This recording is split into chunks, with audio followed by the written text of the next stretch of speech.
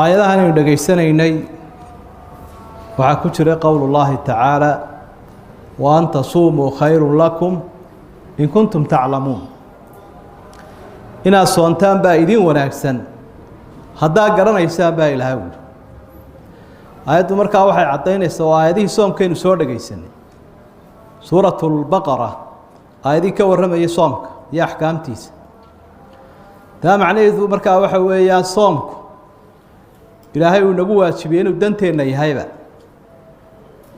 inkastoo laga yaabo dadka qaarkood inay culays u dareemaan haddana waa danteenna marka la eego dhinaca ruuxda iyo dhinaca jidhka labadaba oo dee waxay ka kooban tahay daatadeennu labadaa qaybood waa jidhkii iyo ruuxdii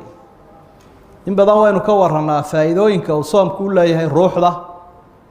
casrigan aynu joogno waxaa aada looga warramaa oo wax yaroo kooban aynu ka odhan doonnaa faa'iidooyinka soomku uu leeyahay qofka bani aadamka ah jidhkiisa fawaa'id siyaam alصixiya daraasadahaasoo weli socda oo qaarkood soo baxayaan sanadkan dhammaaday qaarkood soo baxeen soomku waxyaabuhu faa'iidada ka leeyahay ee qofka caafimaadkiisa uu ka anfacaya waxaa ka mid ah inuu faa'iido u leeyahay bay leeyihin beerka iyo keliyaha labadaba waxyaabaha ugu daran ee casrigan dadka dhiba waxaa ka mid a ogsodada waxa la idhaah ama sunta beerka iyo keliyaha dishee ku dhacda sababteeduna ay tahay duhuunta iyo subaga badan markuu qofkii soomo waa ka yaraanaysa keliyihii iyo beerkii labadiba waa caafimaadaya cudurrada beerka iyo keliyaha ku dhaca waxyaabaha lagu yareeyuu ka mid yahay soomka had iyo jeer ay tilmaamayaan waxay cayimaan inaanu ka yaraanin 15 saacadood ilaa 18 saacadood diinu eegay anigu laakiin daraasadahooda eegay soomka waxaan anfici karaa waa in 15 saacadood ilaa 18 soomaha intaynu soonnaa intaasun bay u dhaxaysa waxa labaad oo faa'iido u leeyahay bay leeyihiin aljihaaz alhadmi dheefshiidka habka dheefshiidka waa cudurrada caloosha in badan laga cawdo oo calooshii way nasanaysaa muddadaa uu qofkii sooman yahay marka cudurro badan oo ka yimaada cunnada badan ee dadku ay liqliqayaan ay isdaba wadaan markay yaraadaan calooshii nafis iyo nashasha helaysaa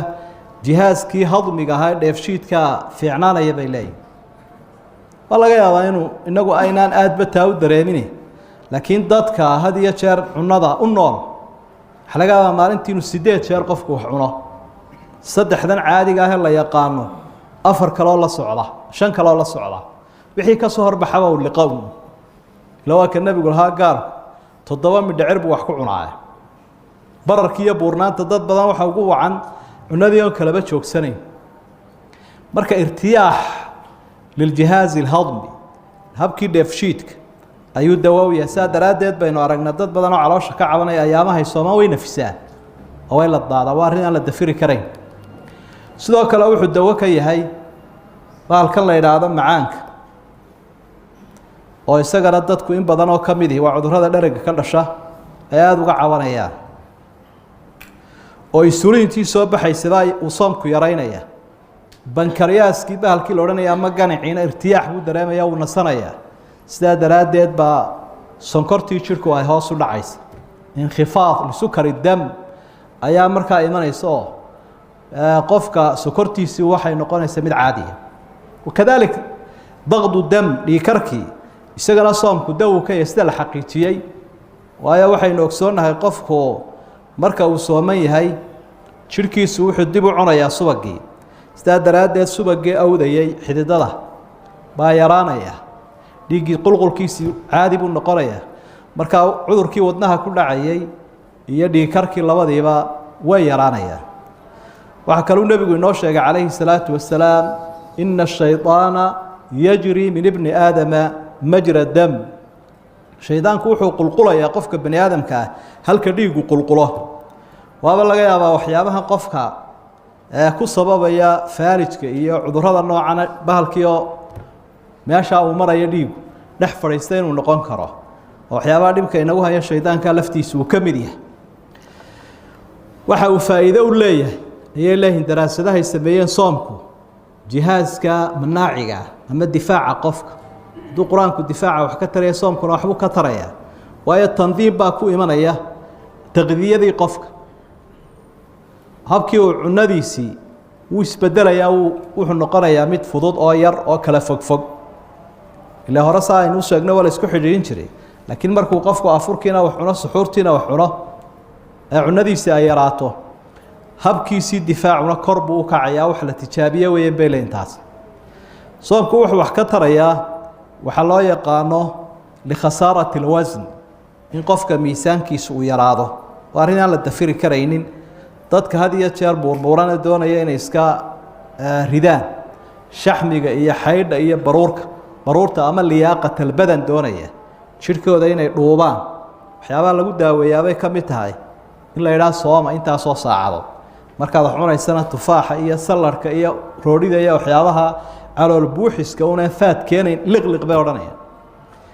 marka qofkii waxaa dhacaysa sababtu ku imanayaana waxa weeye khasaaratulwasn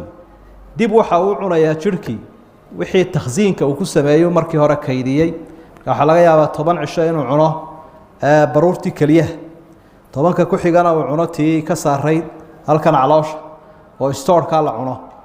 10ka ku xigana tii gumaarka ka saaray 10ka ku xigana tii garbaha ka saaray 10ka ku xigtana tii bariyaha ka saaray marka kolba stoorada qaarkood ayaa la cunayaa inta uu qofkii sooman yahay oo haddii imika dee abaari dhacdo maxaa lagu baxaa dee waa wixii noo stoor garaysan marka haddii aad doonayso inaad iska gubto waxba ha tegin dhakhtar qalliin kugu sameeyo kaasoo jarjara baruurta ilaan waa jiraan camaliyaad tajmiil waxa la yidhaahdo isqurxinta qaybaha ka mida qofka la qalo dabeetana baruurta laga soo rifo si aynu arki jirnay sayladda xoolaha lagu soo rifi jiray marka waad soomaysaa soomkaasaa wuxuu kugu samaynayaa khasaarat alwasn waxyaabaha soomku uu faa'iido ku leeyahay ay hadda ogaadeen sanadkan 2020 ayay ka mid tahay in maskaxda qofku markuu soomo ilaa 5 week bay yidhaahdeen ilaa 5 week maaha 4 week ilaa 5 week bay yidhahdeen 5 week maxay u taagan yihiin waa ramadaan iyo shawaalki man saama ramadaana uma atbacahu 6 min shawaal fakaannamaa saama dahra nabigu wuxuu leeyahay calayhi salaatu wasalaam qofka 30 ramadaan sooma raaciye 6 shawaal wuxuu ka dhigan yahay isagoo soomay sanadkii oo dhan marka ilaa 5 week hadduu qofku soomo bay leeyihiin tijaabo waxa lagu ogaado nin Maraykani daraasadu imika sameeyay reer Australia uga markhaati kaceen jaamacadooda in qofka maskaxdiisu unugyo cusub ay soo saarayso unugyada cusub waxay ka dawan yihiin inay xoojiyaan qofka xusuustiisa iyo fikirkiisa iyo waxbarashadiisa iyo misaajkiisa intaba misaajku waxa weeye dabeecadiisa oo qofkii uu noqdo qof dabeecadu macaan oo u dul qaadan kara duruufaha adag intaasoo dhan marka uu qofku soomka noocaasa laasimo ayay soo saaraysaa maskaxdiisii oo ay soo kordhinaysaa waa tijaabada laga qaaday soomka iyo faa'iidooyinka uu leeyahay markaynu arrimaha sheegayno uma sheegayno u soon inuu qofku idhaahdo si aad caafimaad ugu hesho laakiin waxaynu u soomaynaa inaynu cibaado gudanno arrintaas aad u muhiima waayo haddii uu qofku caafimaad kaliya u soomo dee waa sida ummadaha shay ay u soomayaan hadduu caafimaadkii ka waayo waxaa laga yaabaa inuu iskaba daayaba wa min annaasi man yacbudu allaha calaa xarf fain asaabahu khayrun idma'ana bih wain asaabatu fitnatun